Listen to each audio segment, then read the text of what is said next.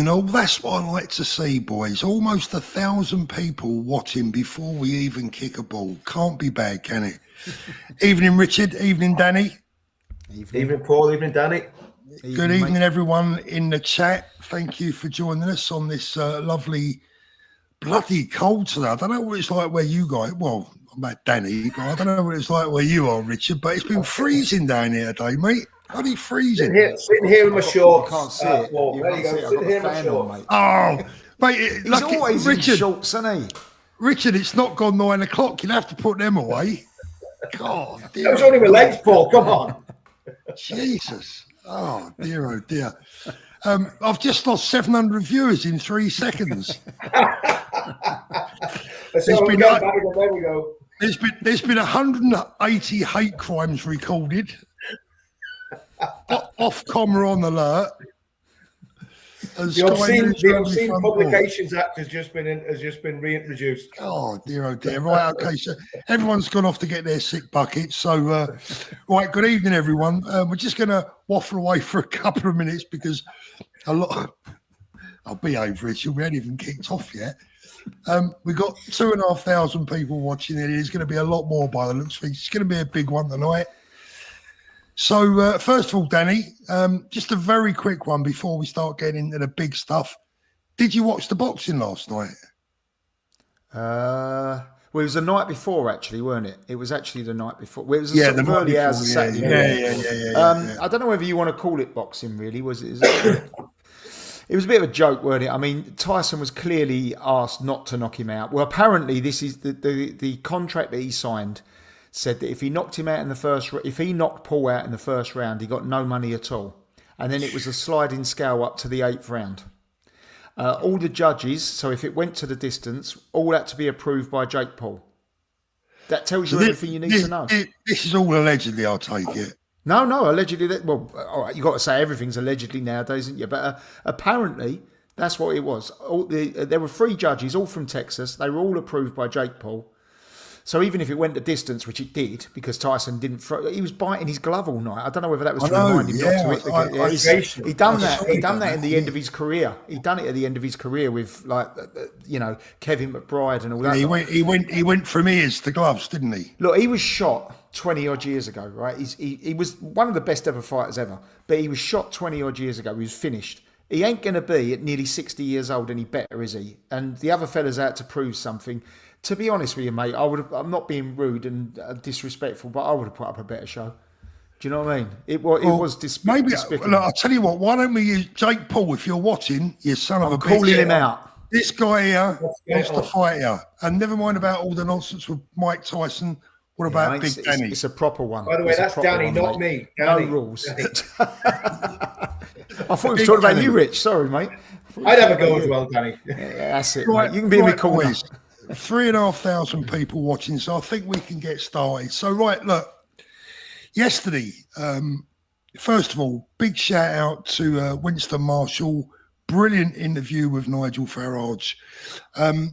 Lacked 1 or 2 things for me, if I'm honest, but nonetheless, kudos to him for getting Nigel on and for asking him some good questions. We're going to go through that interview tonight. We're not going to be playing it all because I reckon that you've all probably seen it anyway. If you haven't, nip over and watch it after. But before we start to pick the bones out of the interview, Rich, what was just give us an overall rundown of, a general assessment before we start to pick the bones. Credit where credit's due. I watched it this morning. There were things I wasn't happy with, but I'm not even sure if I'm going to mention them. But I think overall, we will. Okay. Well, I think overall, I think it was good. I'm not sure, but it's the first full podcast I've seen Nigel ever do. The first long form podcast. He might have done others, but I've never seen them. So it's the first one I've seen. It could be the first one he's done. And for that fact, he's obviously been listening to Trump and following Trump's example. I mean, again, going off on a bit of a tangent. I don't know if you've seen Trump's interview with Joe Rogan. Absolutely superb. Absolutely. World class. I mean, he went for 3 hours, I think, with toe to toe with Joe Rogan. It was like the Tyson thing. But I think with Nigel, yes, credit to him. He did well, and he made some very important points, which I'm sure we'll go into as we go through. And he talked about the issues about deportation, that sort of thing. He talked about how Trump and Bannon and people like that have actually built a shadow cabinet way before they got anywhere near power. So he's talking about big issues and important things. Yes, and I was encouraged by that. Other things I wasn't so encouraged by, but on that point, yes, I think he did a good job. And as everyone knows, I'm not a massive Nigel fan, and I'm still skeptical about it. I think as a production, I think Winston Marshall did extremely well. Great scoop for Winston, and I think Farage. Yeah, I mean, and look, Farage is in a very important position now because he is that link man with Donald Trump and Donald Trump's cabinet, which is very, very important for the UK. In fact, it's probably good. Nigel Farage is in a position where he could save the UK a hell of a lot of pain. Yeah. Because these numpties that we've got, they're not even running the government, running the country into the ground. Farage will be able to come bring messages from the Trump team to the Labour Party, and if they listen, they do well to listen to him. Because and I've got to say credit to her as well, because June Slater this has been June's message for months. Yeah. And I messaged her earlier on. I said, June, you know what? You're 100% right about what you're saying, but there are still issues that need to be resolved. But hopefully we can get there ultimately. Danny, quick assessment before we go into the individual points. I'm going to go one step further. I thought it was fantastic. I mean, Trump, he's obviously got a bit of a dislike for the Labour Party, hasn't he? I mean, clearly has got a dislike for him. I mean, he doesn't really want to impose any tariffs, I don't think. I mean, at the moment, that's obviously, up for negotiation. But trade tariffs, I don't think he wants to impose them. But then he ain't going to deal with the Labour Party. That's where Nigel comes in. Well, I think it'll be a big peacemaker between the two.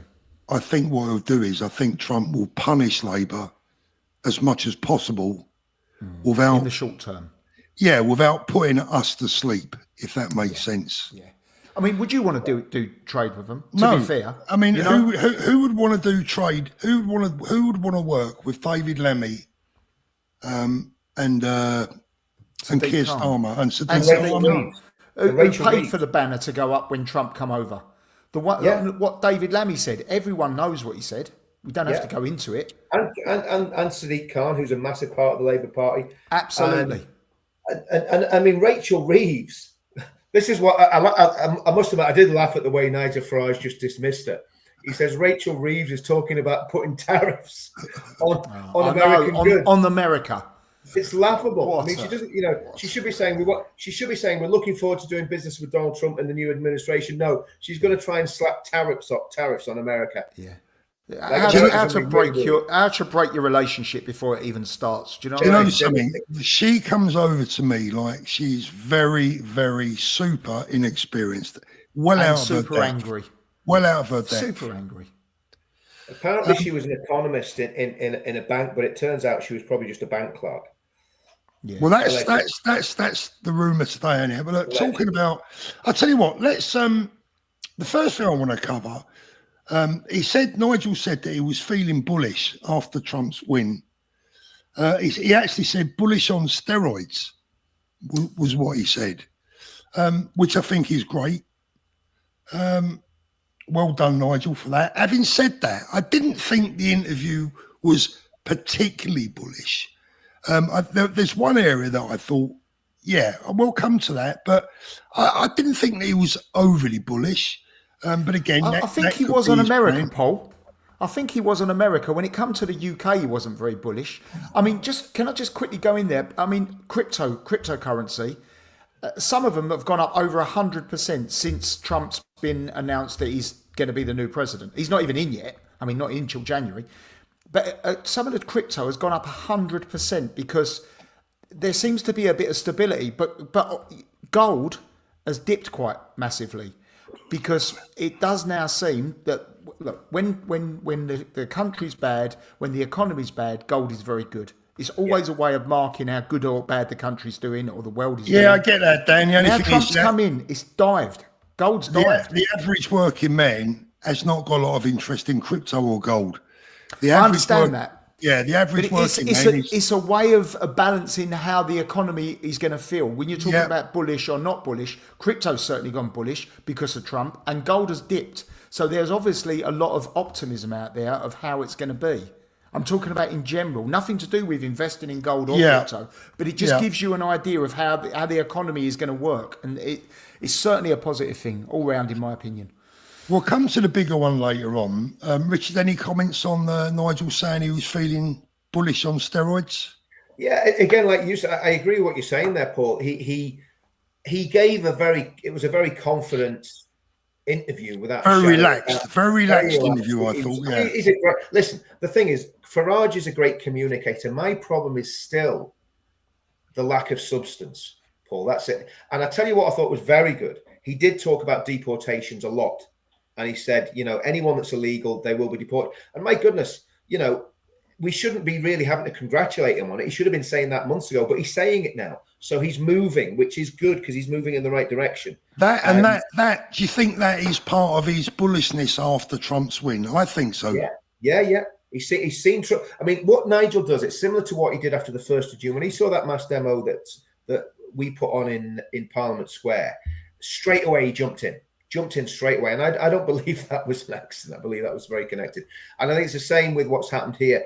And to be fair to Nigel, what he did say on the interview, he said, look, it might not be me, doing this. He said it might not even be reform. So he is flexible, because I think, and this is where, we've been talking a lot about the pledge and all that sort of stuff. I'm not going to go into that tonight, but we need that flexibility. So we do. Something's not working here, we can move there very quickly, so we can pivot very quickly. And I think that's, I think Nigel acknowledged that, which I thought was encouraging. I get two lots of messages from my viewers, and they might imagine what a difficult job it is for me to balance the two. I would say that half of my viewers say to me, forget reform, waste of time, this, that, and the other, don't trust Nigel, blah, blah, blah. The other half say, Paul, they're our only chance, stick with it. Give Nigel time, he'll come through. What I do in situations like that is I sit back, I analyse, I take a close look at everything that's going on. We've got another 4.5 years to make our minds up. There's no panic. There's no rush. We're not going to the polls on Monday. What I think is vitally important, and again, it's going off on a bit of a tangent, is getting everybody that watches this channel registered to vote and ready to vote, so that we don't have a situation where people don't turn out. So if we have millions of people mobilized, and again, it does go back to the pledge, that's what the pledge is about. If we have millions of people mobilized, then we're going to be in a situation where those millions of people can make a difference. And if they all agree with us and we all have the same analysis, we will make a big difference. Now, we need a lot of organization, a lot of planning if we think we're going to actually gain power in the next election. Not because we shouldn't gain power morally and because we will have the population with us, but we've got to bring all these strands together. Let's be totally frank. We've got to unite. We've got to get Nigel Farage. We've got to get Tommy Robinson. We've got to get UKIP. We've got to get Reform. We've got to get some of the right-wing conservative people like Suella Braverman, maybe Jenrick if he's genuine. And we've got to find a way of smashing all their heads together, putting them all in a room and making them do a deal. Because that's what Trump's done. Trump has brought very, very diverse people together. And even, Paul, may I say, what we should also be doing is looking for the left-wing people who were against lockdowns, who were very worried about enforced medical mandates and so on and so forth, because that's what Trump's done. Trump has actually made an even broader coalition than he had in 2016. There are quite a lot of ex-Democrats in his cabinet. Tulsi Gabbard, isn't it? And Robert Kennedy Jr. So he's brought a very broad coalition together of people that agree on the specific issues that will save his country. And that's what we need to do for the UK. So you could even talk about the SDP and people like that as well. I'm just looking here. I've given myself away. I've poured myself an orange juice before I started. It's in one of my granddaughter's cups. Look, what a lemon. Fancy doing that. There you go. It's not about vanity, is it? Not on this show. No. Not with them legs, Richard. Anyway, I won't forget. I Not won't with me. be It might be about ego with me, but it's not about vanity. That's for sure. Do you know what, Rich? I won't be able to sleep tonight. You could have seen something far scarier, mate. No, thank you. Like a pug? No. So enough pugilism. Let's talk about. He said, what I would do with those crossing the English Channel today? They're gone. Deport them immediately. What would I do with those crossing the English Channel today? They're gone. Deport immediately. That's a massive change and a big turnaround to what he's been saying in recent weeks since the so-called Farage riots came to. I think that really spooked him. Yeah, I think that really got to him. Yeah, it really got to him. Can we add to that deportation? He said, we're not deporting them back to their war-torn country that they've escaped from. We're deporting them back to France, where they've come from. From where they come from. Which is right, isn't it?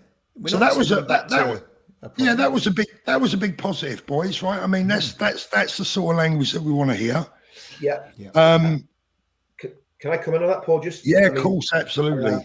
The other thing I noticed when he was talking, he has obviously been thinking about this deeply, because he said, and it's something that anyone that's, because when I interviewed Nick Tenconi about this, and I asked Nick about this, nobody really has the answer yet. So, okay, you stop the people coming, we start stopping the boats, we start just turning them around, towing them back to France. There you go. It's up to you, Macron, or whoever it is, Marine Le Pen, is it probably by then? Basically you deal with it, right? Now, that's all well and good, but what do you do with the 1.2 million illegals that are at least 1.2 million that are here now? That is the big problem, and that's where you end up with a massive headache, because you're going to have to hire tens of thousands of border force officers and police officers to deal with that situation, and it's going to become the main sort of criminal activity that you're dealing with that black economy, dealing with the illegals that have fled into the black economy, dealing with the illegals that are living in accommodation. Can you imagine Sky News? Here's the thing. You imagine Sky News, the first house raid that goes in, the border force smash a door in, they're dragging people out of the house, the PR situation. And there's a couple of kids there. There's exactly. Yeah. You're in an absolute, because the way they'll spin it, this is like Nazi Germany in the 1930s, all that sort of nonsense, and that's that is a big problem. How do you Richard, look, this is my view on it, right? This is my view. And before we go on to that, let me read a couple of these out. Evening, Paul, Danny, and Richard. Cheers, mate. Richard, you're going to love this one. We got 7,500 people watching across the world. Sufferfish says, Richard, I want to be your mistress. You look well. That's what happens, mate. That's what happens. You know what it is? With those eyes, I think she needs glasses. Boo boo. Cheers. Thank you very much. Forever Marvel. Love you. 3. No wonder you had 1,000 waiting. Appreciate it. Well, we got 7,500 now. Ellis is a new member. Really appreciate that. My view on it is this. Look, at the end of the day, you start your way at the top, which is with those arriving on a daily basis. That's where you start. You put an immediate end to that. That's pretty simple. Then you've got damage limitation, haven't you? What's that, Danny? You've got damage limitation. If you're stopping the boats coming in now, we then can deal with the problems in-house, can't we? Yeah, and the next step, exactly. So first for me would be you got to stop them from coming. Secondly, immediate deportation of all the foreign-born criminals that are inside our jails. Yeah, absolutely. Once you alleviate those two issues, it takes the stress off the rest. Yeah. And it brings the panic levels down. It brings the stress levels down. It brings down, it takes the strain off of a lot of our services. The temperature of the room will come down. And who knows, we can then look at those 1.5 million that are already here and maybe look at it in a different way. But what we could say is, look, you commit crime, you're gone. You're gone. Well, I'll be honest with you. I would be a lot more radical. I would say if they came here illegally, they're gone because it acts as a deterrent. Look, absolutely, Richard. But what, as you said, I think there's got to be a zero tolerance if they haven't got. I mean, look, and then of course the asylum system needs looked at as well, and the fact that I think it's 75% of our asylum claims are being approved, where in France it's 25%. So all that sort of stuff. And again, Rich, are you saying though? Are you saying that if they come here illegally but then get granted asylum here, they've still got to go? No. What I'm saying is the asylum system needs to be looked at because the asylum system is far too lax. So it's letting people stay. So obviously, it's a problem because once they've been given asylum, if they've managed to game the system, which let's get it right, some of them will have. Not all those guys that are getting asylum are genuine asylum seekers. Yeah. I think our asylum system's broken, and that's another thing that needs to be looked at as well. So I think the big thing is crime. If you're here illegally, and you know that if you're caught, you get deported, that's going to put them off from committing crime, right? So all the time they're behaving themselves, they're not necessarily going to get caught. And if they're behaving themselves, they're not so much of a problem. So if you're caught, you get deported. That's a policy. And as they come across them, when crime is committed, they can ship them out. But at the end of the day, as Richard rightly said earlier on, you've got to remember what the optics would look like, what the media would make that look like. Like he said, Sky News, the BBC, the first person they knock on their door, they'd have a couple of kids. One of them was already born here in the UK. Yeah. It's a human rights minefield. Yeah. But there's not 1.2 million, is there, Paul? As I understand it, it's about 130,000 people waiting for their asylum to be accepted or not. No, but I think there's about 1.2 million already here. Yeah, but haven't a lot of those been granted asylum? I don't know the figures, Danny. No, you know what? On this, we probably let's not comment on something we don't know for sure about, because that came from Farage. I mean, that came from Winston Marshall Farage. So we're just quoting their figures. So he was on about 1.2 million that are already here, and that's I'm guessing that's over a 10, 15 year period or whatever. Not necessarily all boat people, because people coming in. But surely they can't all be outstanding claims to be accepted here. I mean, there are many thousands. What it could be, Danny, it could be the ones that we actually that are here illegally that we don't officially know about, because the ones that are in the 100-odd thousand, the ones that have come across on the boats have been processed and are waiting, being processed. So maybe there's one. Do you know what? Again, it's something. No, you're probably right. To be fair, you're probably right. But that was the figure that was in the video. But no, I mean, I think it's a massive issue, and I think the other thing we've got to say as well, that settled immigrant communities, and I mean that West Indian communities, Indian communities, people that's come from all over the world and come here legitimately and settled and have built careers and businesses. If they're living in working class areas, they're probably more affected or as much affected by the white settled communities as from illegal immigration and from crime and from all the gangs that are running about and doing all the stuff they're doing. So it's not a race thing. It's about illegality, and it's about basically disturbing social cohesion, isn't it? That's the thing, And again, did Nigel touch on it? The other thing is integration, and I think he did touch on it. He said if they don't speak English after 10 years, I mean, and that's only one indicator of integration. There's other indicators as well. So I think there's a lot of stuff that needs very seriously looked at, and because if we don't sort this out in the next 10 years, the country is finished without a shadow of a doubt. Oh, I think we've gone beyond the point now of we might have to sort this out, or it might be a problem. It's gone way beyond that. Fuzzbin, thank you very much. Fellas, talk to a friend who's a policeman. We chatted about Tommy, boat invaders, Cabba, fear of policing, and he confirmed it. It was almost refreshing to hear its topics talked of within his colleagues. I'm sure you'd have to be blind, wouldn't you, really, not to know what is going on. The British Patriot, he has to go. This could be the biggest scandal. I'll tell you what, let's get into the question that a lot of people are going to be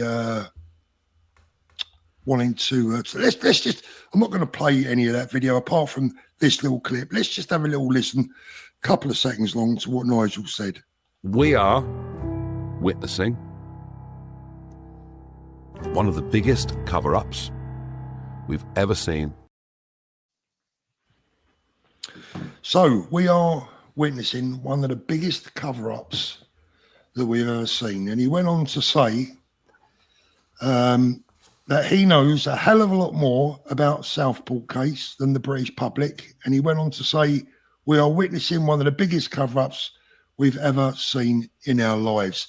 Now, again, as usual, I have to give this somewhat boring by now disclaimer. We're not talking about the case.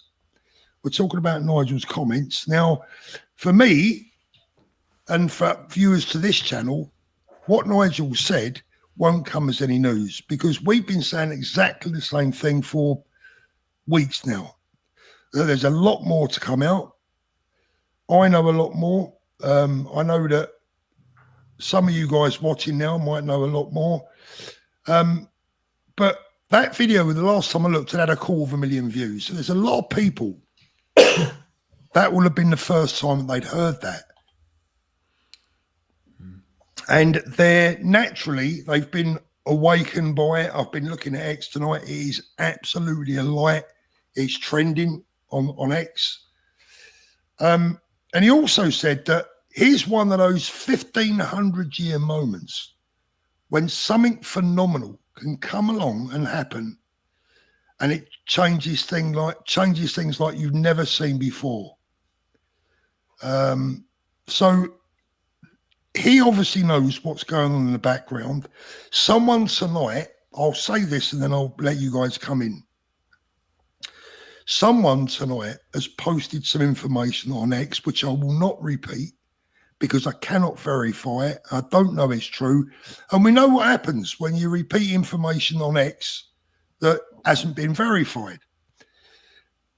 But if that information that is currently floating around on X right now is true, that is still not the information that I know about and that I believe Nigel Farage was talking about. It's still not the information. The information that Nigel's talking about has not been revealed, and it will not be revealed. Richard Tyson tried to reveal it and was stopped in Parliament.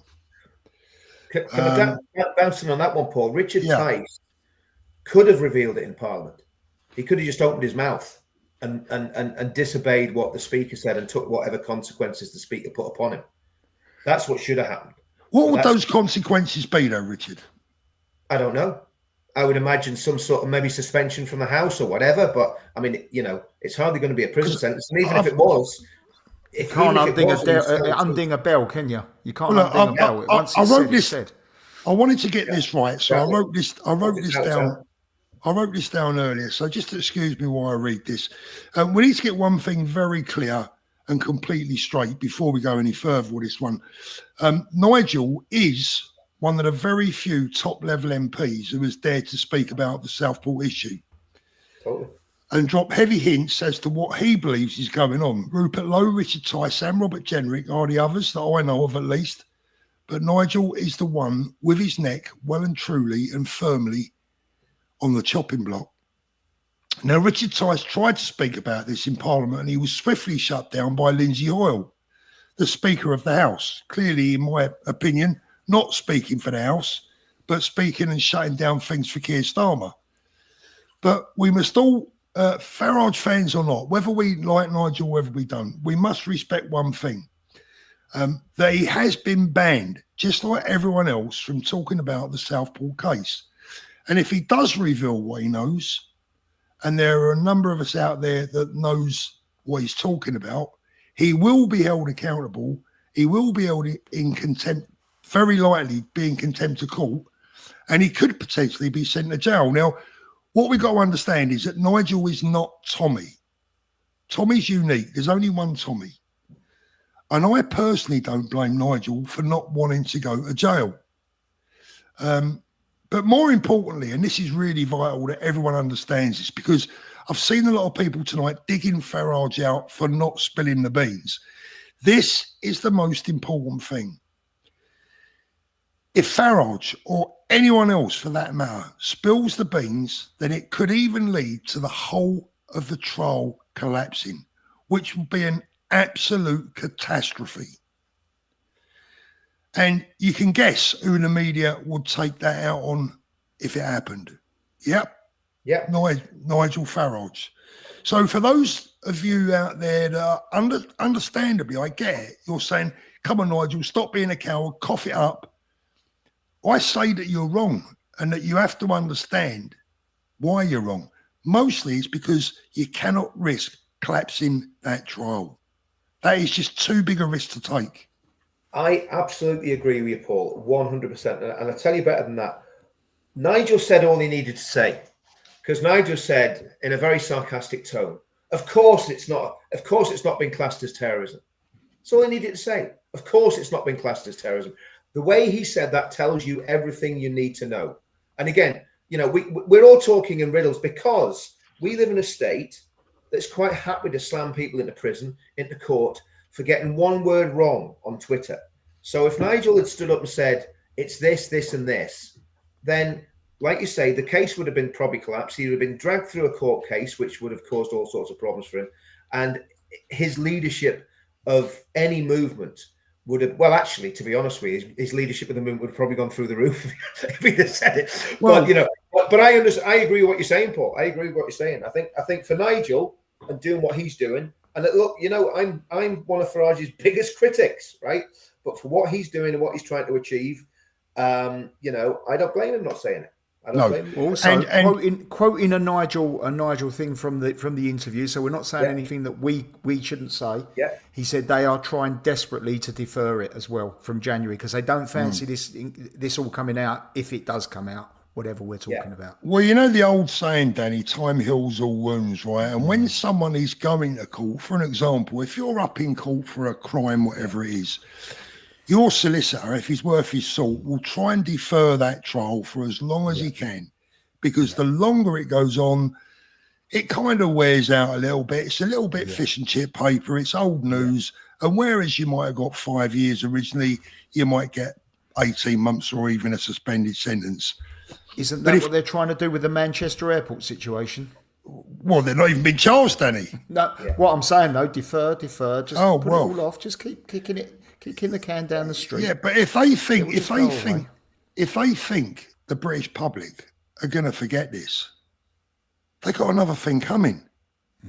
There's no way. This will, in fact, every day that it gets deferred, the story just gets bigger and bigger and bigger.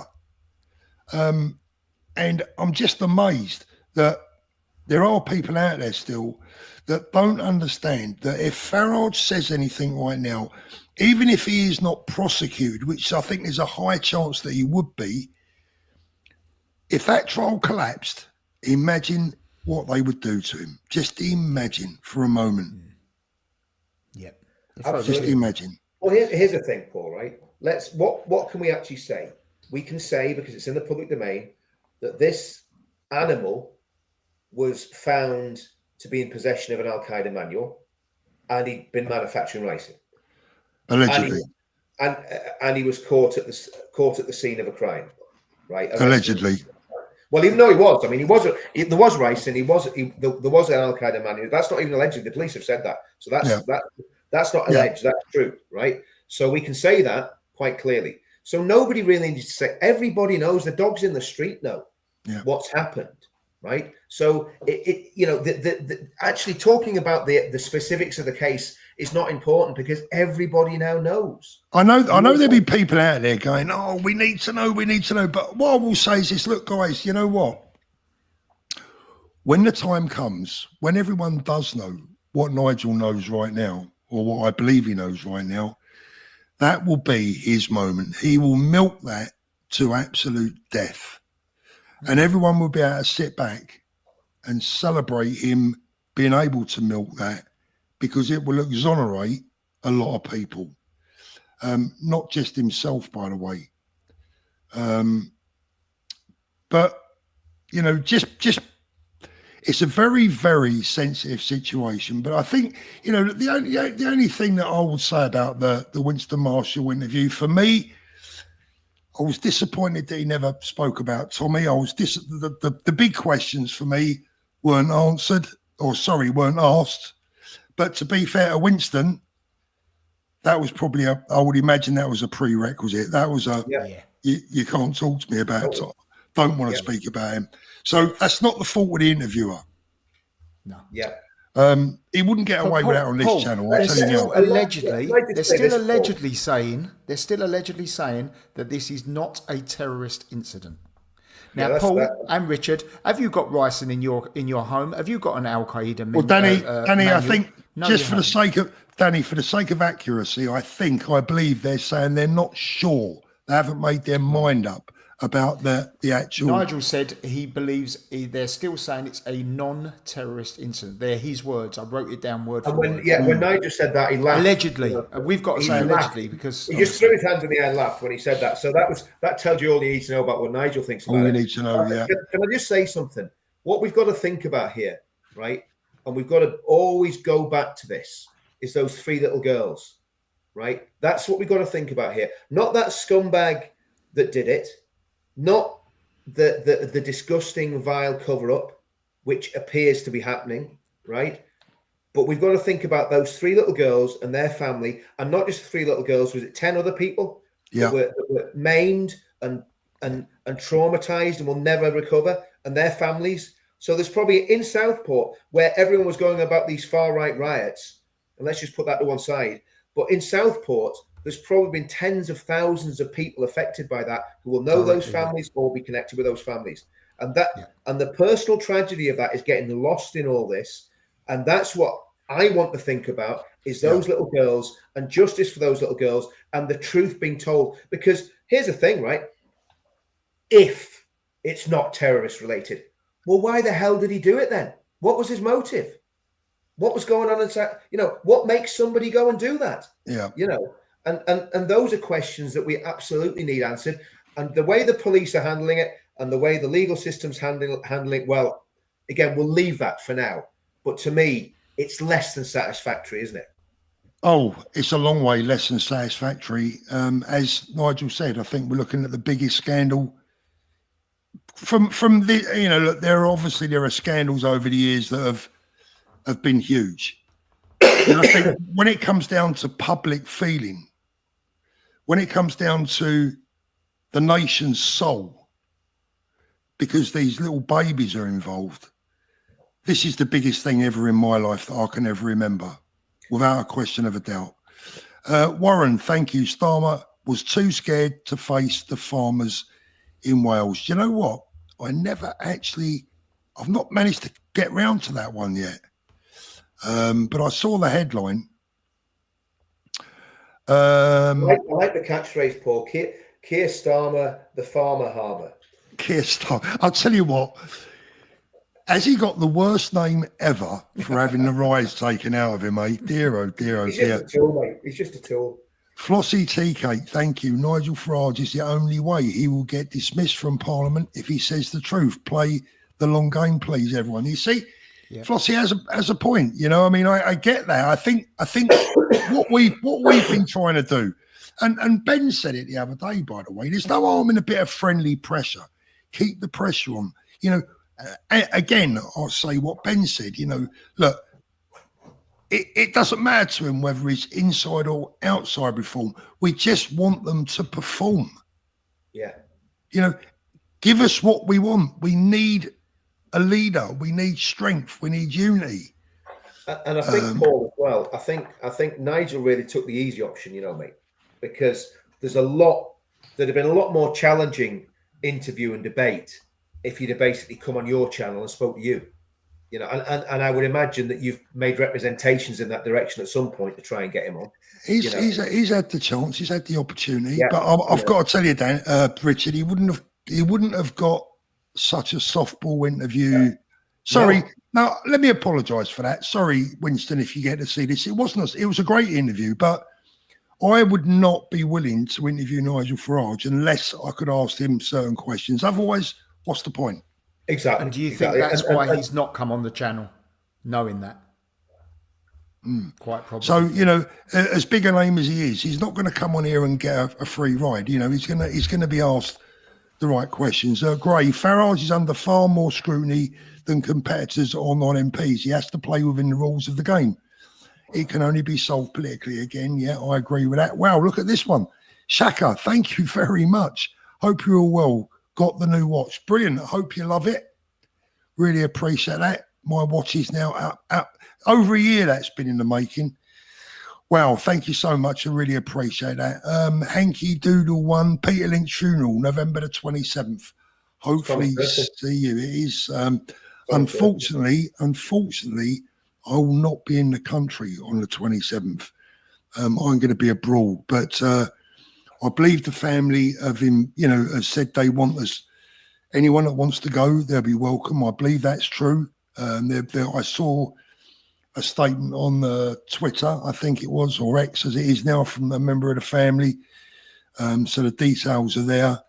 Paolo, hi gents, we all need a Unite the Kingdom pie and Tommy running for PM. I mean, as nice as that will be. Flossie, got your message. Thank you, darling. As nice as that would be, I think it would take quite a while to win over a lot of Middle England where Tommy's concerned. That would take a bit of work, Richard, right? Well, I mean, the thing is, Paul, I mean, I put my little thumbnail up on my video, and it was who's the UK's Trump, and there's a picture of Tommy and a picture of Farage. And I think in the situation we're in, we need a very broad coalition that includes Tommy. Yeah, absolutely. Tommy is, people have got to understand, Tommy is a massive political figure. Without a shadow of a doubt. He's, you can't think about what he's managed to do. He's cancelled. He's got one social media channel, right? And he's still probably apart from Farage, he's probably the best known political figure on the right in the UK and possibly in the world, right? Yeah. That's with only being on Twitter. And he's more popular. He's more popular than Nigel. He's more popular than Nigel. Yeah. And actually, I'm not and again, I'm not digging Nigel out, but I've never met Nigel. But having known Tommy's got a genuineness and an authenticity about him that I think Nigel lacks a little bit. Nigel's very polished and very slick, but Tommy's one of us, Tommy's one of that lot. You know what I mean? And what whoever's going to pull all this together needs to do, they need to bring Nigel together, they need to bring Tommy together, they need to bring Ben Habib together, they need to bring people from UKIP together. And I've said this already, right-wing conservative politicians, that's the only way we're going to do this. Yeah. We can't do it with just reform. We can't do it with just UKIP. We can't do it with just Tommy. We can't do it with just conservatives. There has to be that broad coalition brought together, because that's what Trump did. And I think what a powerful unit that would be, wouldn't it, Rich? Absolutely. What a powerful unit that would be. Oh, it'd be a wonderful Danny, wouldn't it? I mean, when people say I'm attacking reform and attacking Nigel, I'm actually not. What I'm saying is let's actually unite the kingdom. Let's do what we said we're going to do, and then we it's out of frustration, right? It's frustrating, isn't it? We're reaching out to the black community. We're reaching out to the Jewish community. We're reaching out to Hindus and Sikhs. So we're doing all these things as a movement, right? And Tommy's been very effective at doing that, probably more so than Reform and Nigel. So we've got to get this critical mass that Trump got, and that's where the party that's the vehicle doesn't really matter. It's getting that body of people together under that ideology, which again comes back to the pledge. It's getting that groundswell of people together. And Nigel did talk about that a lot, because he talked about what Trump managed to do in bringing the coalition together, what the sort of people that were down with him in Florida, and the way that Trump had a cabinet. Trump had a hand-picked cabinet of loyalists ready to go before a year ago, right? Now, that's what whoever's going to do this, that needs to be done, because if we manage to win an election as a movement in 2029, unless we have people that we can put into the civil service, people that will go and abolish Ofcom, go and do all the stuff that has to be done in all these institutions, including all the educational institutions, the police, it's what we've got to do in the UK is a massive job of de-radicalisation.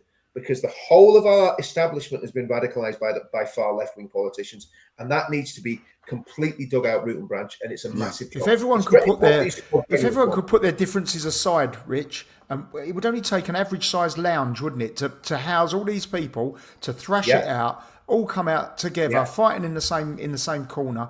And what a powerful. And here's an important thing, right? Me and Danny's been doing a bit of work on a project over the weekend, right? And you know what we've been spending a lot of time doing is fighting against the real far right, right? You know, the patriotic alternatives, the National Front, all these other dribbly Nazis that that want to and the left, Rich, and the left. Right, we've been fighting against extreme, and that's the key. What we actually represent, and I'm talking about Tommy, I'm talking about UKIP, I'm talking about Reform, I'm talking about the right of the Conservative Party. We actually represent the vast majority of the British people, without a shadow of a doubt. Middle of the road, 100%. That's the strength we've got, and it's 100%. it's not built on race. It's built on patriotism. It's built on loving your country and wanting your country to succeed and wanting freedom. I've got to tell you, Richard, when I first came into this about 9 months ago, I thought, you know what, uniting these people can't be that difficult. I'll tell you what, boy, oh boy, was I mistaken. Jesus, honestly. You've no idea. You've absolute, Paul, it's like herding cats. And cats scratch, Yeah. 10,000 people watching live. Please give us a thumbs up. It would really be appreciated. Epic 2000, cheers. It's not just about stopping mass immigration. We need to prevent it ever happening again. We should fight for a law that requires a referendum to ever go over 30k a year. I like referendums. I like referendums on all sorts of things. Mark W, evening, Paul, Danny and Richard. Airs audio. Reform, the legitimate solution. I love Tommy, but we need to separate this. Tommy, though, in the right, has too much baggage. That's the issue. Do you know what it is? He has too much manufactured baggage. I agree. I understand what you're saying when he has too much baggage, but if you take away the manufactured baggage, the lies, there's not a lot of baggage there at all. Yeah, exactly. I mean, that's the thing. I mean, listen, everybody's got a past. And Tommy would be the first to admit he's not an angel, but the stuff that people say about him that's not true is just horrendous. You know, the lies that's been told about that man and the slander and calling him racist and all that. You know, Peter Cardwell, calling him racist. He still hasn't apologized for it. He still hasn't showed any contrition. No. It was a lie. There's no evidence of Tommy ever been racist ever. Just out and out lie. Laurie and evening, gents. Well, Shaka. Well, I don't know what I've done to deserve this. Shaka online. Thank you so much. I'm in a good mood. This cigar is glorious. We'll always support the real ones. Give it to your grandkids for Xmas since I can't give it to my daughter. Oh, do you know what? Thank you so much. And I will 100% do that. It's really, really appreciated. And I've got to tell you, they are on my case left, right and centre. I've had Christmas lists for a fortnight already. Kelly, thank you very much for the super sticker. Really appreciate it. Kevin Rains, come on, tell me just how you're going to deport 1 million army of young males. Yeah, exactly, Kevin. I mean, look, as Nigel said, if we're realistic, that's not a simple task. It wouldn't take just a border force. It will take a small army, not only to deal with the numbers, but to deal with the potential violence and problems that would come with it and the civil unrest. Like I said, for me, we start with the easy one, which is the boats. Then we move on to the ones that are in jails. And then we move on to those, you get caught, you get deported. Simple as that. And the numbers will soon thin out and wear down them. We're slowly but surely start to get back to some sense of normality. I think what you said, Paul, immediately was just stopping the boats coming in, and then dealing with the internal problem of the criminals. That then, as you say, releases so much pressure from the kettle, doesn't it? Do you know what I mean? So you immediately, then you can concentrate on what you're doing afterwards, but you've got your house in order at that time, haven't you? There's no more damage coming in. Absolutely. Go on, Richard. What was you going to say? No, so I was just going to go back to the Christmas list thing, Paul. Apparently, as a result of something that happened on the internet last week, Boots have got into real problems. They're having a massive pre-Christmas sale. It was something to do with some crazy guy calling for a boycott. So if you want to get cheap Christmas presents, just get down to Boots. You'll get something for the missus. You'll get something for the tranny in the corner. It's going to be great. Boycott Boots. Boycott Boots. Oh dear, love it. Flossie says, vote Farage, everyone, please. David, patriots that believes in the law of the United Kingdom. Absolutely agree with that. Let's move on to something else he said. He said, if you've been here 10 years and not learned to speak English, that suggests that you've refused to integrate, and they could face potential deportation. What do you make of that one, boys? Yeah, I agree. I think that's going fairly light, to be honest with you. But I think it's a good start. I'm going to disagree with you there. I don't as well. I don't agree with it because I've lived in Spain now for 4 years and I can't speak Spanish very well at all. Although you've lived in England for most of your life, you can't speak English either. I know. I can speak Cockney in it. But yeah, I think that I'm not at the age where I can easily pick that sort of stuff up. Sophie can pick it up. She can speak reasonable Spanish, and Carter's fluent. He's only 4. So they're okay. But I don't think I can speak very basic Spanish. You see, being very fair about the situation, and I like to always try and be fair, even though it might piss some people off. If you look at some families in some communities, particularly the women, many of them won't have been allowed to integrate. And it's very hard to become fluent in a foreign language if you don't, learning another language on the internet is one thing. Being in and amongst it, being around the language every day, and interacting with people that speak the language is something completely different. So look, I agree that learning to speak English is vital, but I'm not sure that not being able to speak English fluently should necessarily deem you ready for deportation. Personally, can I? Okay, if I can come at that from a slightly different angle, those women that have not been allowed to speak English, right? If it was legally binding, they had to learn to speak English. That was part of their immigration package. Those women, if they learned to speak English, they would have to go out. Because let's get it right, and I'm not saying in all cases, but in certain communities, women come to this country, they're not allowed out. They're not allowed to mix with other women. They're not allowed to mix with the infidel. They're not allowed to go and do the normal things that your wife can do and my wife can do, right? They are literally prisoners to a great extent. Right? And to be fair, that's not just the Islamic community either. There are other communities. I didn't mention the Islamic community at all. Yeah. No, you said the infidels. Well, yeah, that wasn't mentioning Islam, but fair point. But the reality is that those women would be emancipated by getting out and learning to speak English, and that would be a massive problem for extremists, because extremists don't want their wives learning to speak English. They don't want them being. Look, I've a friend in the northwest of England. She's a former. She's still Pakistani, obviously, but she's a former Muslim. She's a Christian girl now. And the horror stories that she tells, just from within her very, very small-knit family community up in that area, about what she went through, about what her sister-in-law went through, about what other family members went through, and that's happening. Massive, wide scale.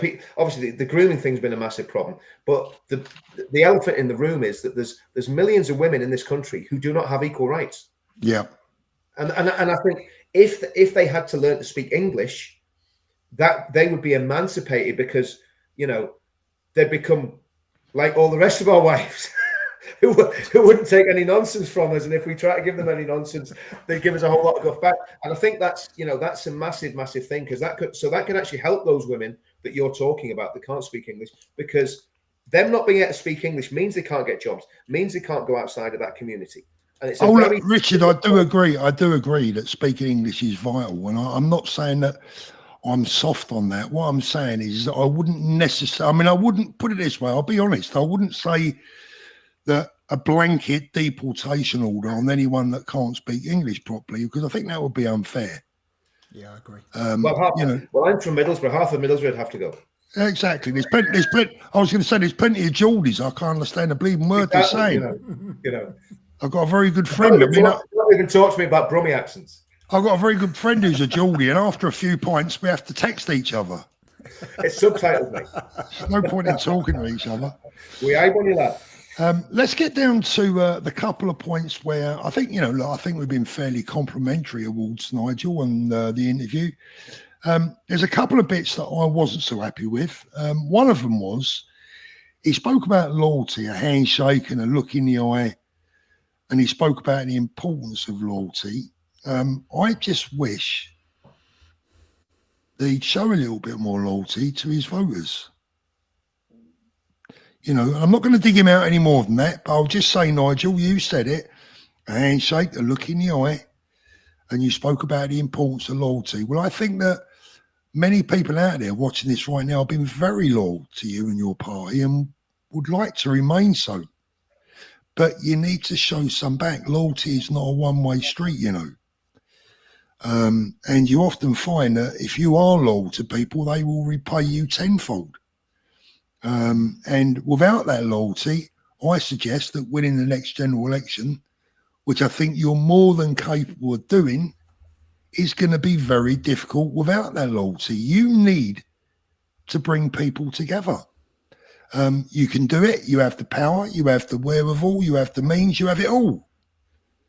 But do you have the sense? That's another question. I don't know if you guys want to comment on that, but... Well, yeah, I mean, I was just thinking about, is it Gawain that used to work for Yeah. I think Nuttall, all Farage, absolute loyalists. And where are they now? And I don't think that those guys would have been disloyal to him. I don't know. I don't know the inner workings of reform, but it seems that they've very much been thrown under the bus. So, I mean, like you say, it's a two-way street. And once that trust's broken, it's very hard to get it back, isn't it? Well, this is it, I've gone on record in the past, so I'm done with reform, I'm finished with them, that's it. Look, that's kind of out of frustration, out of temper, and, look, there's still a lot of flowers to be bought for me. Paul, they're not the finished article yet. I mean, they're not where they should be. I mean, there's a lot of work needs to be done. And I think, again, it brings me back to Ben Habib. You've met him a couple of times. What's your gut feeling about Ben, and why do you think reform needed? Oh, I think I've met a lot of people in my life, Richard. I've been involved in football, professional boxing. I've been a businessman all my life. I've met quite a lot of politicians. And Ben's different. There's something about Ben. He's a very warm character. That doesn't mean to say that you can mess with him, but I feel he's a very warm individual, and he's one of the few politicians or people of power, or potentially of power at least, that doesn't look through you when they speak to you. And they listen and they consider. And I think what we need in this country is someone that is capable of bridging all classes, that can talk to the Tommy supporters, that can talk to the Tory toffs, that can appeal to the working man in the north of England, that can appeal to the former coal miners in South Wales, can appeal to your Cornishmen and the people from the West Country, people that can talk to everyone and earn and gain their respect.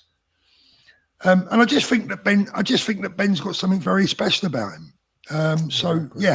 Yeah, I do. I really like the guy. I mean, I met him with you that day, and we had a long meeting with him. I mean, I know he's a very busy man. He's a very successful businessman. We had a long meeting. He was very, very. I mean, do you know what? He listened. Who am I to go in and talk to Ben Habib or these politicians? Who are any of us? You know what I mean? But he listened to everything that we said, and he listened intently, and he was more than polite. He was welcoming. He was friendly. And it wasn't fake. I can spot a fake. Obviously we all get fooled from time to time. That we all get turned over from time to time. Yeah. But on the whole, I can spot someone that's genuine, and he's one of those. he's one of those guys. He's a classy guy. He's a classy guy. You know. And in Northern Ireland, when we're still ongoing, the problems with the protocol, when there was events, there was demonstrations, Ben was on the platform. So he was on the platform with the DUP and the TUV and loyalist speakers, and he was him and Kate Hoey taking a real stand for Northern Ireland. Now, I don't think before the protocol Ben would have really known much about Northern Ireland, but he got massively engaged because he realised how important it was for the structural integrity of the UK, and he took a stand for little old Northern Ireland. He didn't have to do that; did it at his own expense.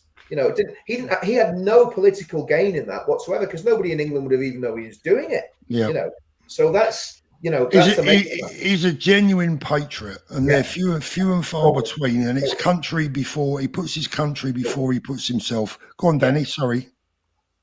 No, I wasn't going to say nothing, mate. Oh, okay. No, I'm just listening. I'm listening. Sorry, mate. I genuinely believe that he puts his country first, and I don't think there's any bridge that he wouldn't cross to try and win back this country. I do believe firmly, and this is my firm, genuine belief, that if Ben was in reform, we wouldn't be where we are now. We would be a far more united we'd be a far more united unit, a far more powerful unit. But I believe the problems with reform and Ben may be insurmountable with the current chairman. Well, we'll see. But Paul, I don't know. I've never met the guy at all. Never spoken to him. But I've seen him on your channel a few times. I've seen him on different other channels, and he does come across exceptionally well. Exceptionally well. Everything that he's asked, he seems to have a great answer for. He seems to be very firm, like you say, very warm. I think he would get an awful lot of support if he had here's a good thing as well for a potential leader of the country. It's hard to dislike him.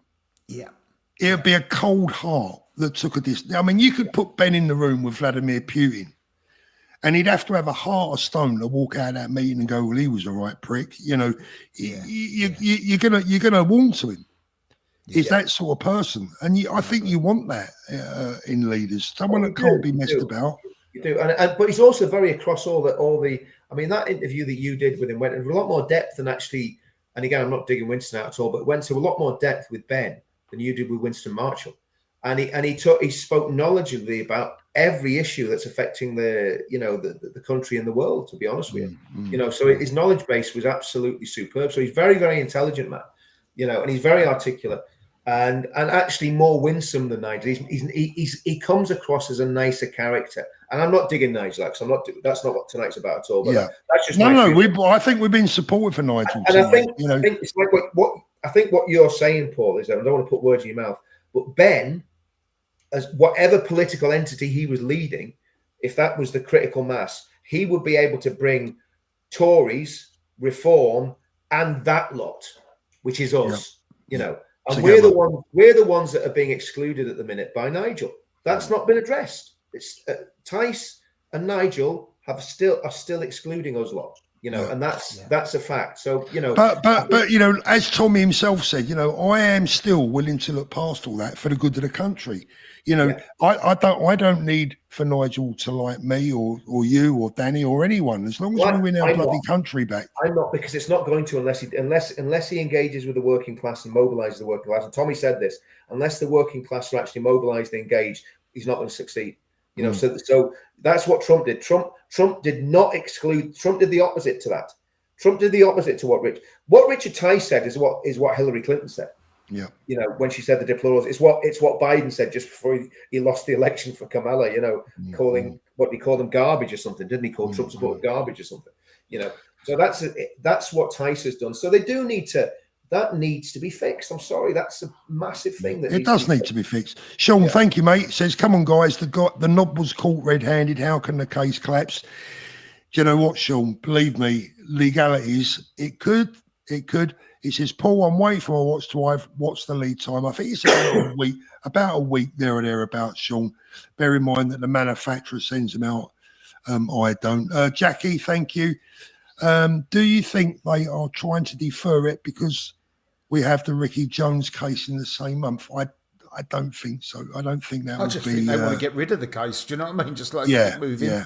You know what I mean? Meow Moog, everyday reality is getting weirder and worse. I've been feeling a bit better since Trump's. But that's for an outside influence, isn't it? This country's not really got much better. Danny, do you know what, Danny? We will win this country back. Labour will not win the next general election, whenever that is, whether it was tomorrow, next week, next year, or in 4.5 years' time. There's no chance that Labour will be re-elected. And it's probably, Starmer will probably take Labour to their coffin and their burial. Do you know what? I think the taste that he will leave in the nation's mouth will never, ever be forgotten, I believe. Go on, Danny, sorry. I think he'll go down as the worst Prime Minister in history. Oh, 100%. You know, I just hope he doesn't go down as the most dangerous in history, because takes us down with him. Takes us down with him, yeah. NJ Custard Chops, illegal entry to the UK, no problem. Send back to the country of origin. Won't take them, no problem. No more legal travel to the UK until take them back. Oopsie, thank you very much for the super sticker, Blue Moon. If it's non-terrorism, how can Tommy's be terrorism charges 2-tier all day long? I mean, look, blimey, we won't even go into that one tonight because we'd be here all night, but you're absolutely spot on. ADHD navigator, Starmer has little man syndrome and yellow teeth. I think he's also got a massive sinus problem as well. But there you go. Meow Moog, you guys off to support our farmers on Tuesday. I will be there. Danny's in Spain and Richard's in Northern Ireland. But there are protests in Northern Ireland. In fact, I was talking to a farmer at the weekend now, Friday I think it was, and she left a very, very successful career to farm on her family farm to build it up for a son, and she was actually in tears. They have one of these, these milking things where they sell the fresh milk, at the side of the road, and sounds very, very Irish, doesn't it? But she was saying this is like just horrendous what they've done. And she's not political, because I've tried to talk to her about political stuff before, and she's just like, not really my thing, And I think she's probably a bit lefty, to be honest with you, but just disgusted with what he's done, So this is a massive problem for him, And if he thinks he can break the British farmers, well, we'll see. I don't think he will. I don't think he will either.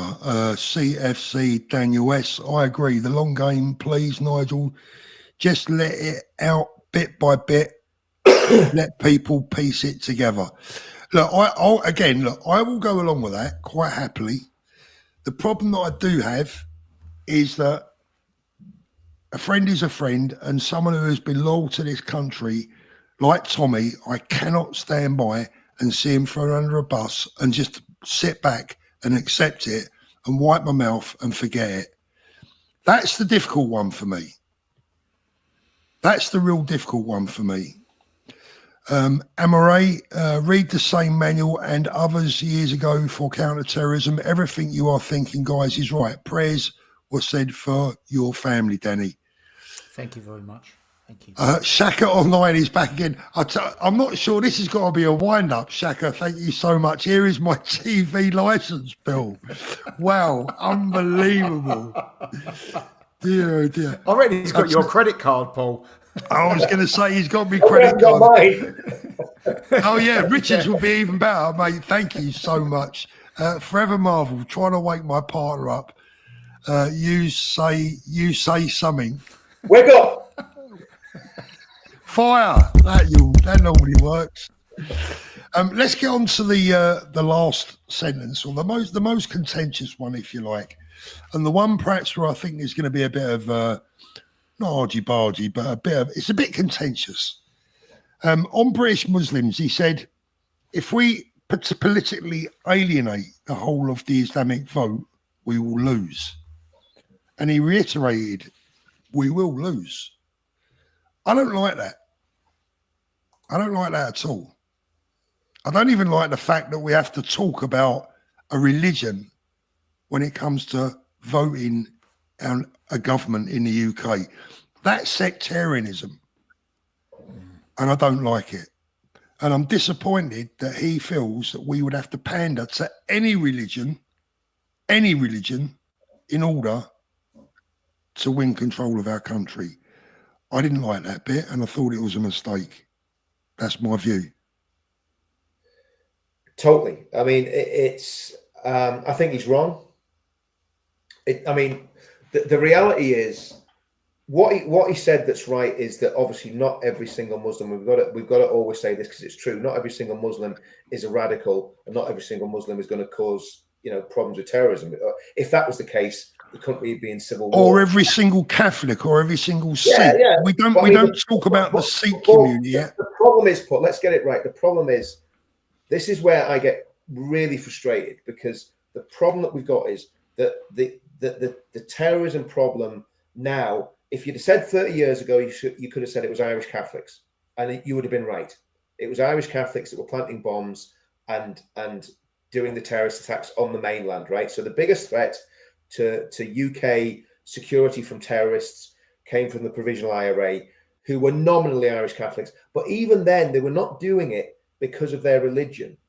They were from that demographic, but they weren't doing it because it was embedded in their religious beliefs. The problem that you've got with Islamists, I'm not talking about Muslims, I'm talking about Islamism, is that they're using the religious texts of Islam and the doctrines of jihad to promote an ideology that justifies violence in the name of their religion. Now, I don't think anyone can say that's contentious. That's a fact. That's what every counterterrorism expert would say. So that is something very specific and unique to Islam. But like I say, it doesn't mean for a minute that every single Muslim by any means wants to carry out those acts or those attacks. So that's one thing, the terrorism side of thing. So you put that in a box and you put it over there. The next thing you've got is very conservative which is what Ben actually spoke about when we met him, fundamentalist Islam, which is a different thing again. So that's basically wanting Sharia law in the country that you're living in. And again, the proportion of that, depending on what poll that you look at, is anything between 25 and 40%, okay, among UK Muslims. So that's the issue that we're facing. Now, at the minute, let's say best case scenario, let's underestimate by a mass amount, let's say 20%. Well, if we end up in 10 years' time with 10 million Muslims in the UK, which is highly likely, might be that already, we don't know. That means you're going to have 2 million Muslims who want Sharia law in the UK. Now, I have a problem with that. And I think a lot of Muslims would have a problem with that. And I think everybody else in the country would have a problem with that. But the 2 million people that believe in that, they have a problem with what we believe. So just saying that, Nigel's saying, well, we'll just all hug and kiss and we'll all get along and that'll be fine. I agree with you, Paul. That's not the solution to this nightmarish scenario, which we've seen played out in Pakistan, in Afghanistan, in Iraq, in the West Bank and Gaza, in Egypt, in Somalia, in Nigeria, in it doesn't end well, does it? No, so everywhere you end up with these two forces butting heads, it causes a problem. So what we've got to try and do, and I don't know the answer to it, I don't think Nigel does. How do you find a solution to, if it's 2 million Muslims that want Sharia law and they're using all the organs of power to pull those levers, to push for it and get what they want?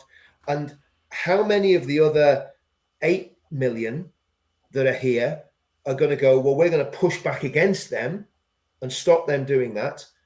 Because remember, I'm using the absolute most minimal argument and then taking 5% off it. So I'm being very, very conservative when I'm saying that, because I don't want to be, terrifying everybody. But the reality is, if it's 40%, it's 4 million. So that's the scale of what we're up against. And what Nigel said that was very interesting, he's absolutely right, is that every 10 years, every 10 years that increases by 75%. 10 years, 75% in 10 years. So if it's 10 million now, 10 years time, another 75%. So that's another 7.5 million. My master's right.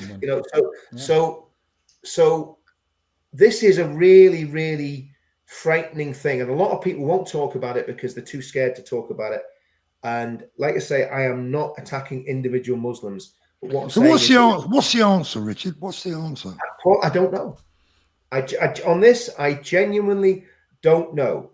I mean, and again, Farage, said, look at what they're doing in the UAE. Look at what they're doing in the Arab countries that are de-radicalizing. They're basically marginalizing. They're imprisoning them, the radicals.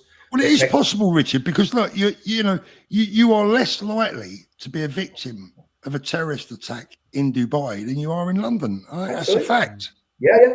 But it's a lot. But the problem is, it's a lot smaller country. It's got a lot more resources to deal with that, and also they're dealing with their own kith and kin, if you like. They're dealing with the people that they can very easily get the information on and find out what they're doing. Like it was in Northern Ireland. Northern Ireland was fairly easy to deal with the terror. It might not seem that, but it was a lot easier to deal with than a country like Iraq or Afghanistan. So when I've been in Dubai, Richard, and I speak to the MRIs, they say, "What are you guys doing? You're letting in all the nutcases. You're mad." And these are Emiratis talking, not lads down a pub in South London. These are Emiratis. Absolutely. And the Saudis are coming to the same conclusion. I mean, Saudi Arabia is getting more westernized under, I can't remember the guy's name, the prince that took over about five years ago. So those countries are making progress. And of course, they had the Abraham Accords with Israel. So but the problem is, the UK has been a mecca for radicalism for many, many years. Melanie Phillips, the Jewish journalist and author, she wrote a book called Londonistan in, I think it was about 2000, maybe it's even the late 90s, but certainly late 90s, early 2000s. And she was talking about the radical groups that had set up shop in London because it was safe for them to set up shop because of all the human rights and all the other stuff. And this has been going on since the 90s. So we have absolutely massive problems. And that's why I think when you talk about it, you look at Tommy. Tommy's talked about this honestly. Tommy's never incited violence against Muslims. He's never talked about individual Muslims, but he's talked about the problems that we're talking about tonight in very, very simple and straightforward terms. And for that, he's been demonized. So I think with Nigel's either not telling the truth. In other words, he's not showing his hand. He's not showing his hand. Yeah. Well, if that's a very dangerous thing to do as well, because you're better just saying, well, okay. I mean, if someone is radical and they're not from this country and they're planning to do harm to this country, and we've got evidence for that, then surely, to goodness, getting back to the deportations, they should be arrested and be sent back to whence they came. But of course, the problem is, if you've got someone like we had the guy living in, I think it was South London, in a council flat, who was like, on the leadership of Hamas, and he was organizing a lot of those demos. What do you do with him? Because if you send him back to Israel, he's going to be arrested. So he can then claim his human rights and stay in the country. So these are very difficult issues to solve. And a lot of difficult issues come from the Human Rights Act. That's what makes it so difficult. Of course. But I mean, the problem is as well, Danny, if you go down this road, and this is what the government's terrified of, if you go down this road of start, arresting people who are radical, very quickly they become martyrs, and very quickly you end up with a very, very angry mob on the streets, and not enough police and military to contain that. And that's we're at that situation probably now. So in 10 years' time, how much worse it's going to be. So I think it's going to be uncontrollable. Yeah, exactly. But it's something we have to talk about. And here's the thing as well, Richard. I don't know if it was Ben or Nigel that said this now, but the decent Muslim community, they should probably fear this more than us, or equally as much. Yeah, because they've got a lot to fear from this as well. We need to learn to live together. That's why they don't speak out. And how do you find the people of goodwill in that community? And it's not just there's not just one Muslim community. There's all sorts of different variations of Islam and so on. So how do you find out who are the people of goodwill? How do you find out who are the people that can influence things? And if those conversations aren't being had about what the problems are in that community, if there was a problem like that, And there is a problem like that in Northern Ireland with still certain dissident Republican groups, but people can talk about that openly and say, well, that's wrong and we're against that. People in that community will stand up against them and say that we're against that. And the same with extremists in any part of the country. We say it about the far right all the time. We're always digging the far right out. We're always saying we're not to do with these racist goose-stepping Nazis. We're always mocking them and speaking against them. So why isn't there allowed a voice among Muslims to do that? And why every time there's a terrorist attack, the first thing that's said is, oh, we mustn't be Islamophobic. Do you know what I mean? Yeah. So I think that it's a debate that needs to be had, and it's a question of I'm very aware of how YouTube can misrepresent things. I am not attacking Muslims or the Muslim community, but what I'm saying is we need to be able to have a conversation. Yeah, we need to be able to do that together. We need to be able to have an adult conversation together to get it resolved. Exactly. Rosemary Halls, because if we don't talk about it, it's never going to get resolved.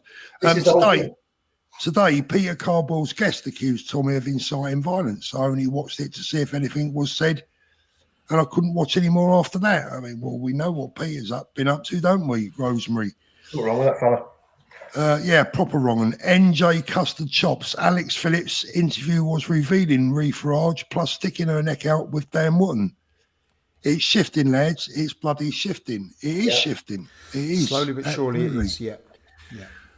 Guys, thanks for your supers tonight. Really appreciate it. Please don't send any more now because we are coming towards the end of the show. But thank you so much for helping to support us. Give us a thumbs up as well. That would be appreciated, Linda. Great chat as always, guys. I'm sitting back on who I will support in 2029. I think a clear leader will emerge in a couple of years' time. Linda, look, good point.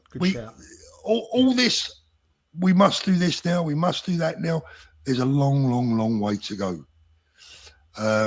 Si, thank you very much. I'm 64 and lived in Wales all my life. I can't even say a basic sentence in Welsh.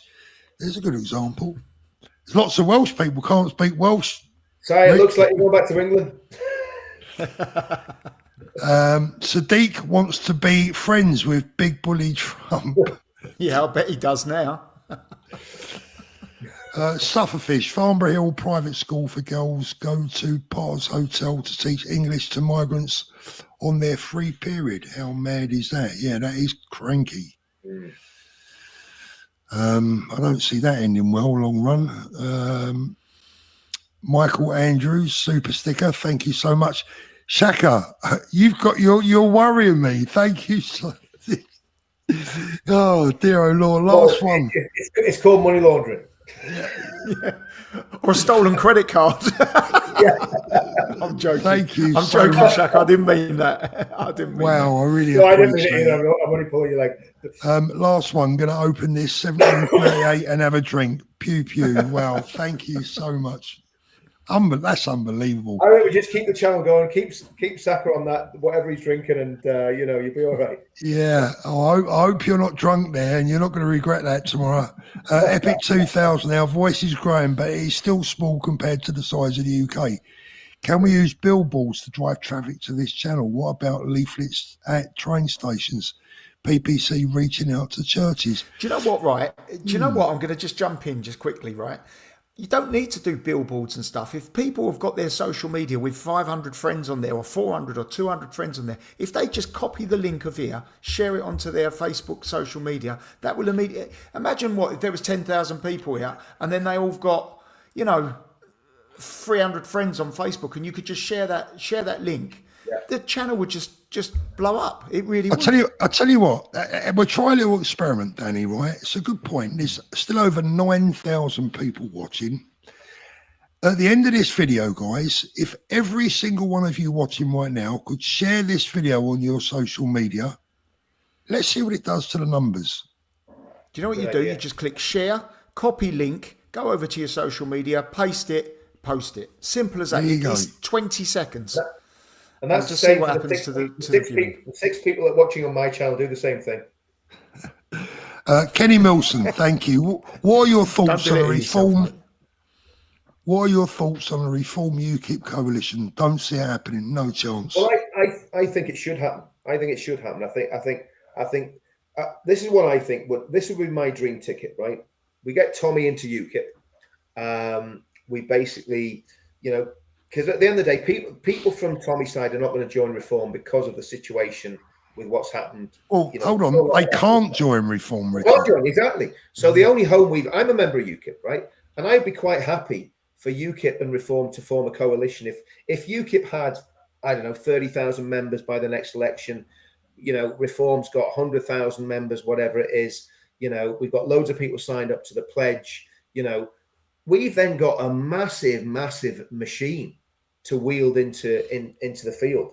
And, I think all those things coming together, and like I say, I haven't given up on some of the right-wing Tories. I'm probably stupid, but Suella Braverman seems like a genuinely, thoroughly decent person. Don't trust Jenrick as far as I could throw him. Not sure about Badenoch, but there's still going to be some good people in the Tory party as well. So if we could form a very broad right-wing coalition that agrees on the basic principles, like in fact what we've got in the pledge, then I think we've got a winning ticket. I really do.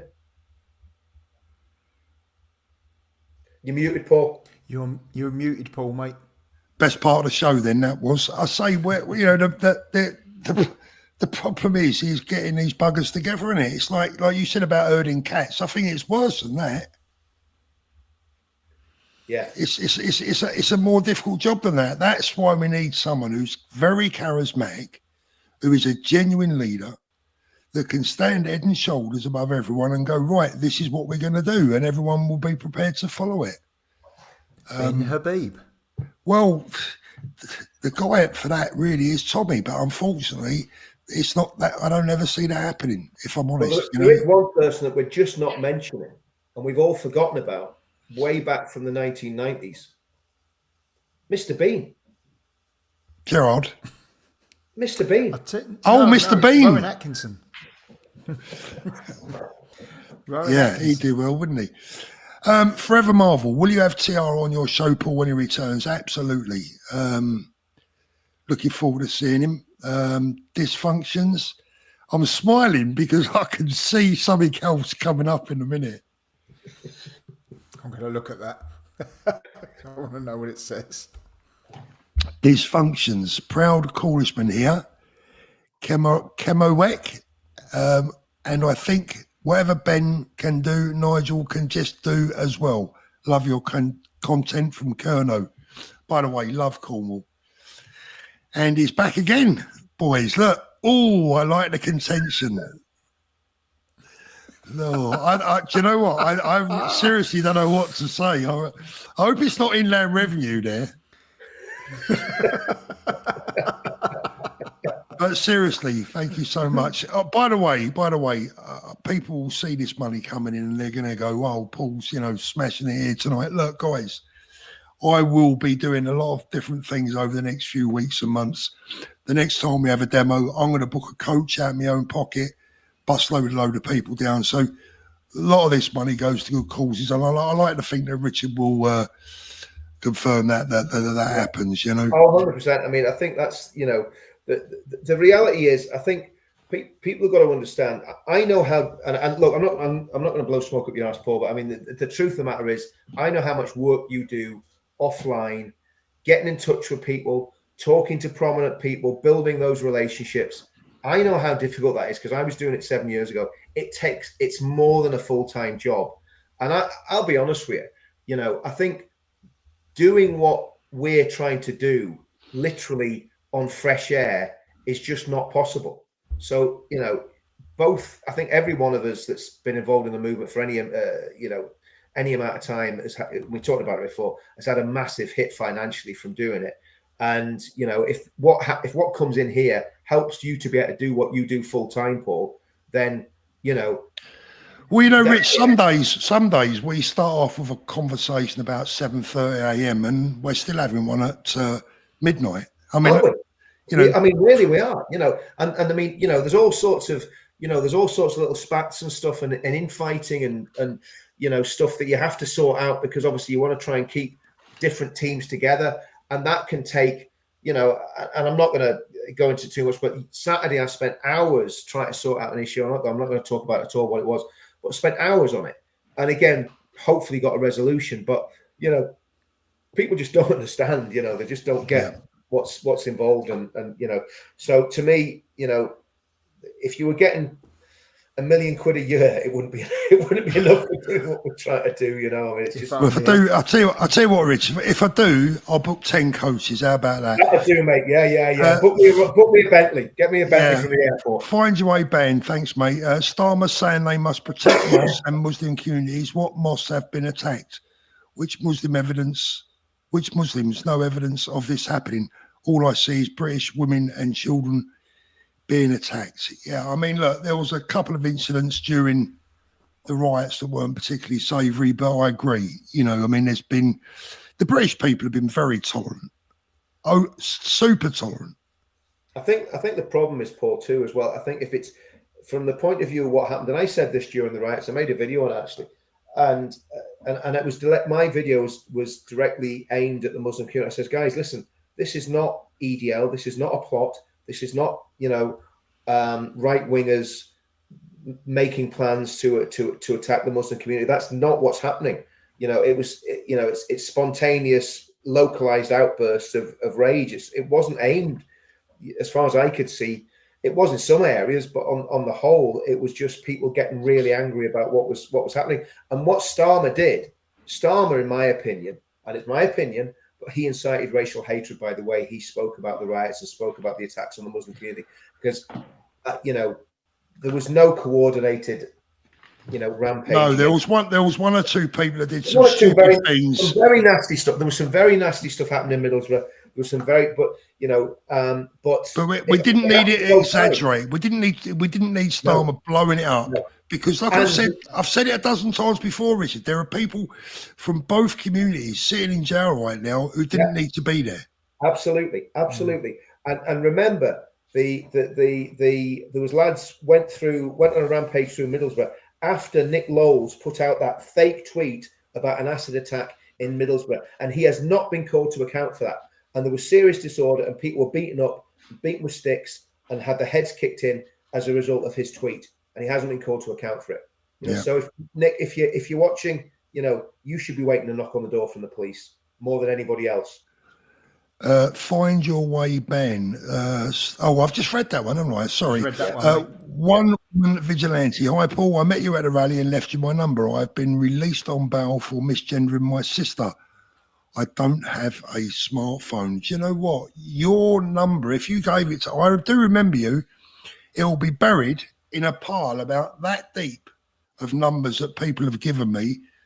And I'm trying to get around them one by one. It is an absolute job and a half, I tell you. I wouldn't want to be Prime Minister, I know that. Gal Pinnock, where is a photo, not a drawing? Keep up the great work, guys. Yeah, that's another one. All we get is that photo in it, that one with the... Yeah. And the one when he was Doctor Who's assistant or something. Yeah. Dear, oh dear, oh dear. NJ Custard Chops. Have you listened to Matt Goodwin? Yes, I have. He's strong on deportation. Him and Douglas Murray are incredible. Phil. There's another guy that should be involved. Douglas, yeah, absolutely. Forever Marvel. My granddad nearly died the other night. I had to pick him up from the floor. It was awful. His dad was in World War One, is that? And what for? Yeah. I think a lot of people feel like that, don't they? You know, I want to see the demographics or the age, I should say, more than anything. I want to see younger people at our next event. Yeah. We need to build a wall around the UK. Craig, we don't need one, mate. We've got the biggest moat in the world. Yeah. We've got a moat. That's all we need. A moat. You know, they used to build around castles back in the old days. It's scandalous, isn't it? It's scandalous that these boats are getting across. When you think about it, can you imagine if we weren't? Can you imagine if we wasn't an island? Oh, can you imagine? Yeah. But like you say, it's scandalous when you think about the logistics of it. When you think about the actual fact that people are, mate, I think I told this story before. During the pandemic, right? I don't even want to use the word because YouTube get all funny about it. During the lockdown, I took my little boat from Newhaven to Eastbourne, and they wouldn't even let me in Eastbourne Marina. They went, no, you can't come in. No, you can't. So I, as an Englishman, I couldn't travel from Newhaven to Eastbourne because of the pandemic. Yeah. But now, 200 or 300 every day or whatever the numbers are, can swan across halfway because they get picked up halfway. Unbelievable. I mean, the Put in mind a boggles. 5-star hotel. Yeah. How lovely. Put in a 5-star hotel. I'm sure we're all tripping out. We're going to wake up one morning. I hope so. Wind up. Well, Jeremy Beadle's going to pop up from underneath the screen and tell us all what a bunch of idiots we've been. You've been had. But the worse than what happened to you, Paul. I swim in a little marina just down the road from me because I can't afford a boat. But the marina, one of the lads was swimming in the marina during lockdown, right? And there was a police helicopter buzzing him. No word of a lie, hovering above him, filming him swimming in the marina because it was breaking lockdown regulations. Yeah. And then the police came down the next day and spoke to everybody. You know. But the point is that you're making there, and it's a very valid point. If they were able to lock us all in our houses for however long it was, are you telling me they can't stop the boats and send them back to France? It's not. Of course they can. Of course they can stop the boats, Rich. They don't want to. Can. It's all part of their plan. This isn't mistakes, is it? This is deliberate. It's all part of the agenda. Listen, if we can fly to the moon, I think we can stop a rubber dinghy. Yeah. And in World War II, we stopped the might of the German Navy. So I'm sure we can stop a few rubber dinghies, didn't you? Absolutely. Epic 2000, we need to understand that the West is culturally very weak. Our men have been weakened. Our families are weak. Our young men are not on our side. That's a great point. I mean, I agree with a lot of that. Culturally, I think the West is weak. We do tend to be a bit of an I'm all right, Jack nation and Western society in many ways. I think the Americans finally got their act together this month. Edward Golden Tooth, Tommy for UKIP, our hero. Appreciate that. Ellis, do you think voters will turn to Britain first if reform does not deliver? My honest opinion, no. No. Forever Marvel, honestly, if I won millions lotto, I'd give you lots. Oh, bless. I'd give it away myself too. So ADHD, I'll be at Victoria on Tuesday. Paul, see you there. One woman vigilante. Thank you, Paul. It meant so much to meet you. I cried up there on the way up there. I'm in Eastbourne. I have had 9 years of police and council torture. I know we had a long chat, didn't we? And I'm glad that we got to speak. Ian, thank you, Ian. Aston Villa fan, look, non-establishment parties need to unite. Thank you for what you do. Blessings from Birmingham. Thank you very much, Ian. Appreciate that. I think we got to the bottom of the supers yet. No more tonight. Thank you very much. Supers. Over 5,000 messages. Let's have a little look. Let's have a little challenge. See if I can get somewhere at least close to the bottom. Do you know what? These chats that come in, boys, are just unbelievable. Yeah. The interaction that we have on this channel, it's like one big massive family. It's brilliant. I love it. Superb. I couldn't begin to even start to read them out. There's, where are we? Nearly 6,000 actually. 6,000 messages. Absolutely incredible. Yeah, I'm struggling as well. That guy whose son was, I can't click it. Kevin Bowes is recalling 7 days until Crown Court case, 14 weeks on remand so far. Do you remember his son was on the channel live with me and you, Paul? Yes. A veteran lad, and his son was on remand. So, you know, Kevin, keep us informed on that. Let us know what happens. And his son was not pleading guilty. He was, as far as I remember, he was pleading not guilty despite a lot of pressure. So yeah, hope that goes well, mate. There are a number of things going on in the background and people that I want to speak to, hope to speak to, but they're very sensitive subjects in many respects. Yeah. The things that are going on, the very tragic and unfortunate things that are going on in people's lives. And I often invite them to come on and speak, or at least tell me about it. If they got any messages they want to relay, if they need any help, that, you know, we're there for them. But it's very tough for these people because they don't necessarily want to come and show their face to the world and tell their story to thousands and thousands of people. But the main thing is that they know that if they need us, we're here. And I don't necessarily mean for minor, my drains are blocked. You know, we can't do all We've stuff had that like before, haven't we? We've had that. Yeah, we've had that. But you know, if your son, your daughter is due in court, or they're being unfairly treated by the law, you know, we can try and highlight the case. Listen, we can try and support them. Yeah, I think if the case is related to the political situation, we do have a law firm that we can get in touch with through friends that will get them on legal aid and get them a very good barrister on legal aid. So yeah, if anything like as long as it's political, obviously if it's something criminal, you know, that they've done and they're bound to rights. But if it's for speech or, you know, something that's happened at a demo that they haven't done anything violent, we can actually get them representation. You know, so that's if anyone needs that. Valerie says she'd like to see Richard Tyson swap with Ben Habib. Cal says free all political prisoners now. Free Tommy. Absolutely 100% agree with that. Johnny says Starmer is gone. I wish he had, but I think he will be. There's some interesting comments coming in tonight. I've been reading loads of them tonight, guys. Yeah. Some fantastic comments coming in. There was one about getting me a dinghy. I don't know what that was about. That's the Bob says they would love putting Nigel in prison. Of course they would. That's what I'm saying. You got to understand that he's in a difficult position. Yeah. Esther says, "Well, Paul, you change your tune looking back on lives." Do you know what, Esther? I do sometimes because I lead with my heart or my mouth. You know, in the respect that, look, you're probably talking about the reform issue.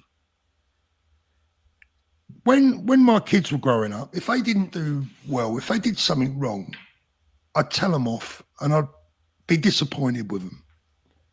You know, I'd have a moan and I'd maybe say things that I didn't necessarily mean, oh, you're grounded or whatever, you know. But it didn't mean I didn't still love them. It didn't mean to say I don't want them to do well. I'm disappointed with them because I want the best for them.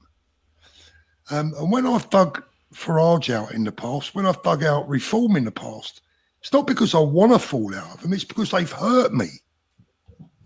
It's because I want them to succeed. I want our movement to succeed so much that when someone lets you down, it's very painful. Yeah, that's the way I see it. But I do change my tune. Yeah, I'll admit that. That is one of the, I can do that. I'm been told to do that. But that's been flexible, Paul. That's not a bad thing, because if you're just dogmatic about something, if situations change, look, if reform tomorrow, you know, got rid of their chairman, brought Ben in as chairman, you know, allowed our lot to join and allowed Tommy to join, and you know, made a pact with UKIP, then I wouldn't have a problem with Farage or any of them. Well, one or two out of any of those things would do for me. You know. So Paul, can I just bring this up? Someone sent me a message earlier saying, Danny, a big ask, mate. You've got lots of contacts. Is it true that Starmer is bringing in the army to London on the 19th for the farmers' rally? I've said no because I'm pretty sure that's not the case, but I'll just run that by you. Has anyone else heard anything? I can't see. Not that I've heard. No, not that I've heard. No, I can't see it. Yeah, I didn't think so. It's not in a million years. Not in a million years. You know. It's probably another thing that they've let go to try and put people off of going and bits and bobs. Yeah, I mean, all this stuff about TikTok and a lot of it's just fake news, isn't it? You know, we've got to. Yeah, I mean, if it was true, you know, I'm sure we'd know about it. But no, Autistic Autumn says perform reform. I think we'll end it on that one because that sums it up beautifully. That's all we want. Perform reform. That'd do me, wouldn't it, you boys? Absolutely. Yeah. Absolutely. Which means doing all the things that I've said. You know, allowing Tommy to join, allowing get Ben in as chairman. and basically, amalgamate UKIP and start having some proper discussions about serious stuff. Yeah. Then, or using one word, as Paul said earlier, unite. As you said earlier, Unite. Paul, we have got a bit of time. We have got a bit of time. Plenty of time. Yeah. We've got It's plenty not as of if time. the election's next week, It's not as if the election's next week. I think we need to keep the pressure on. I think we need to keep pushing on the things that are important to us. And, I'm not doing that to be negative, doing that to try and move them, because if they see, let's say, for example, we get 30,000 people joining UKIP. That's going to put reform on the back foot. They're going to be going, okay, what's going on with UKIP here? Why are they getting 30,000 people suddenly joining that could have joined our party? And they'll listen to that and they'll look at that and they'll go away and they'll think about it. And, that's what I want to see happen. I want to see reforming, as Ben said. Well, what I'm like with my silly football analogies. I mean, look, at the end of the day, we got a team out there. You got a striker. We just bought another one. He's sitting on the bench ready to come on. Puts pressure on your number one, your first choice to score the goals, right? Absolutely, absolutely. So that I think that outside pressure is useful, and it's not to destroy anything. It's to actually build stuff, because that's how you build stuff, by putting pressure on people. Guys, I'm going to love you and leave you. I will hopefully see a lot of you on Tuesday when I will be out supporting British farming. No farmers, no food. Keir Starmer, you wouldn't face the farmers in Wales. I don't suppose you'll be facing them in London, but keep your eyes on the TV, my friend, because I don't think you're going to have a very happy day. Good night. God bless everyone. We'll see you soon.